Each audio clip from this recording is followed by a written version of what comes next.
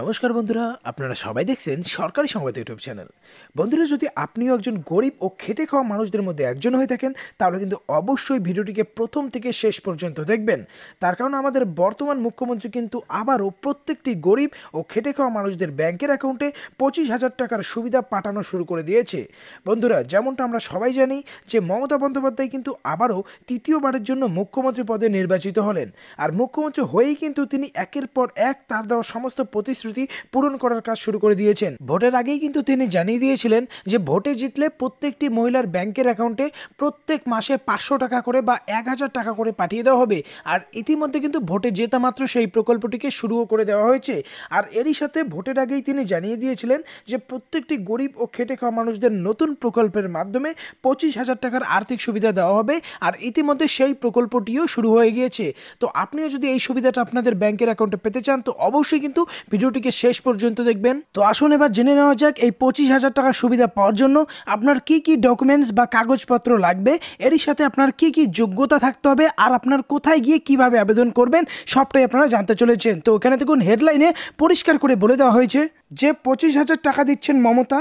আপনি কি সামাজিক সুরক্ষা যোজনায় নাম নথিভুক্ত করেছেন? যদি আপনি নিজের বা পরিবারের কারোর নাম নথিভুক্ত না করে থাকেন, তাহলে কিভাবে আবেদন করবেন, কিভাবে এই 25,000 টাকা পাবেন সবটা এখানে বলে দেওয়া হয়েছে। তবে তার আগে যদি আপনিও এই টাকাটা আপনাদের ব্যাংকের অ্যাকাউন্টে পেতে চান, তাহলে কিন্তু সবার প্রথমেই এই ভিডিওটিকে একটি লাইক করে দেবেন। এরই সঙ্গে লাল রঙের সাবস্ক্রাইব বাটনে ক্লিক করে বেল নোটিফিকেশনটা অল করে দেবেন। তো প্রথমেই আমরা আবেদন করার জন্য কি কি যোগ্যতা থাকতে হবে সেটা আমরা দেখে নেব। এটার জন্য কিন্তু অবশ্যই আপনাকে গরিব ও খেটে খাওয়া শ্রমিক হতে হবে, আর অবশ্যই পশ্চিমবঙ্গের স্থায়ী বাসিন্দা হতে হবে। আপনার বয়স 18 থেকে 60 বছরের মধ্যে হতে হবে, আর মাসিক ইনকাম 6,500 টাকার নিচে হতে হবে। এরপরে যেটা যোগ্যতা বলা হয়েছে, যদি আপনি নির্মাণ কর্মী বা পরিবহন কর্মীদের মধ্যে থেকে এই যোজনায় আবেদন করতে চান, তাহলে কিন্তু আবেদন করার ফর্মের সঙ্গে আপনাকে একটি দরখাস্ত লিখেও জমা করতে হবে যে আপনি এই যোজনায় অংশগ্রহণ করতে চান। তো এবার আমরা দেখে নেব এটা আবেদন করার জন্য কি কি ডকুমেন্টস লাগবে। আবেদনকারীর অবশ্যই ভোটার কার্ড, আধার কার্ড, ব্যাংক অ্যাকাউন্টের জেরক্স কপি, পাসপোর্ট সাইজের 2 কপি ফটো, লেবার কার্ড যদি থাকে সেক্ষেত্রে লেবার কার্ডের একটি জেরক্স কপি জমা করতে হবে। এরই সাথে যাকে নমিনি রাখবেন, নমিনির কিন্তু ভোটার কার্ড লাগবে, আধার কার্ড লাগবে, ব্যাংক অ্যাকাউন্টের বইয়ের জেরক্স কপিও লাগবে। এরপরে যেটা বলা হয়েছে, পরিবারের যে সমস্ত অন্যান্য সদস্য রয়েছে তাদের সবারই বয়সের প্রমাণপত্র বা ভোটার কার্ড, আধার কার্ড, জন্ম সার্টিফিকেট বা অ্যাডমিট কার্ড, এই সমস্ত কিছু কিন্তু আপনার ডকুমেন্টস লাগবে আবেদন করার জন্য। এবার আমরা যেটা দেখে নেব এই প্রকল্পে আবেদন করলে আপনারা কি কি সুবিধা পাবেন। তো এখানে দেখুন প্রথমেই যেটা সুবিধা, আবেদন করার পর যদি আপনি দুর্ঘটনায় মারা যান, আপনার পরিবার 2 লক্ষ টাকার সুবিধা পাবে, আর স্বাভাবিক মৃত্যু হলে 50,000 টাকা।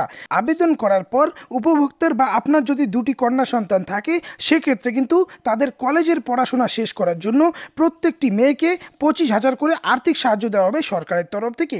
এছাড়াও যদি আপনার সন্তান 11 ক্লাসে পড়ে বা 11 একাদশ শ্রেণীতে, সেক্ষেত্রে 4,000 টাকা, 12-এ পড়লে 5,000 টাকা, আইটিআইতে প্রশিক্ষণরত থাকলে বাৎসরিক 6,000 টাকা পর্যন্ত দেওয়া হবে। এরপরে বলা হয়েছে কলেজে পড়াকালীন বা কলা, বাণিজ্য, বিজ্ঞান এই সমস্ত বিষয় যদি কলেজে পড়াশোনা করে থাকে, সেক্ষেত্রে কিন্তু বাৎসরিক 6,000 টাকা পর্যন্ত দেওয়া হবে। স্নাতক স্তরে পাঠরত থাকলে সেক্ষেত্রে বাৎসরিক 10,000 টাকা পর্যন্ত দেওয়া হবে। এরপরে বলা হয়েছে যদি আপনার সন্তান পলিটেকনিক কলেজে পড়ে থাকে, সেক্ষেত্রে 10,000 টাকা বছরে, আর ডাক্তারি ইঞ্জিনিয়ারিংয়ে পড়াশোনা করতে থাকলে সেক্ষেত্রে 30,000 টাকা পর্যন্ত সুবিধা দেওয়া হবে। এরপরে যেটা বলা হয়েছে আবেদন কিভাবে করবেন। তো দেখুন আবেদন করার জন্য এখানে বলা হয়েছে যে সামাজিক সুরক্ষা যোজনায় নথিভুক্ত করতে চাইলে আপনাকে অনলাইনে ফর্ম ফিল আপ করতে হবে। যে কোনো অতিরিক্ত তথ্য ও সহায়তার জন্য আপনাকে এই ফোন নম্বরে যোগাযোগ করতে হবে।